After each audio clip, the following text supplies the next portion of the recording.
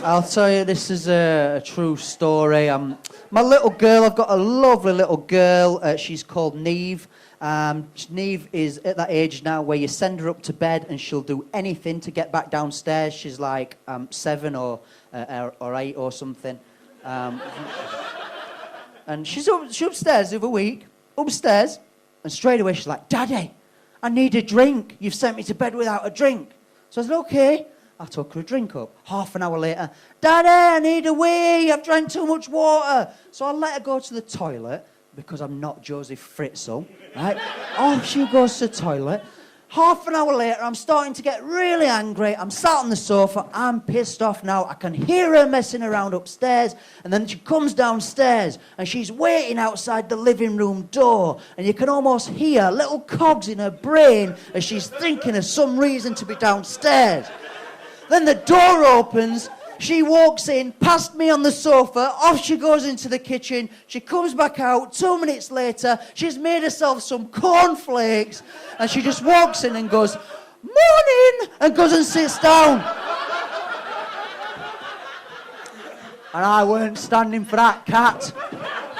I weren't standing for it. I got her dressed and dropped her off at school.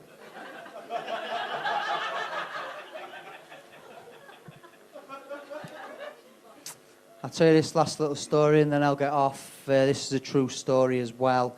When my ex-wife was in labour, I went there. Give us a cheer if you got kids. Okay. They are shit, aren't they? They are. And she was in labour, right? I was the supportive husband at the time. I was holding her hand up here, right, in the delivery room. The midwife, she was down the business end, rummaging.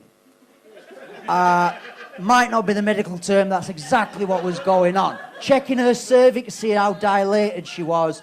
And I'm up here holding my ex-wife's hand, right? And it was tense and awkward. So I thought, what a great time for a joke.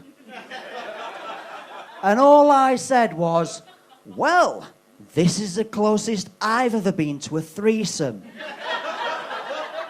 Oh, and labour lasted a long time.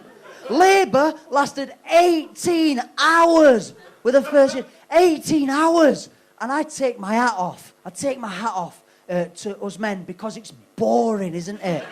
It's really boring. 18 hours later, the midwife came back across. She checked my wife's cervix again and she said, okay, you're 9 centimetres dilated now and I can actually feel the baby's head. Come on, Dad, why don't you have a feel?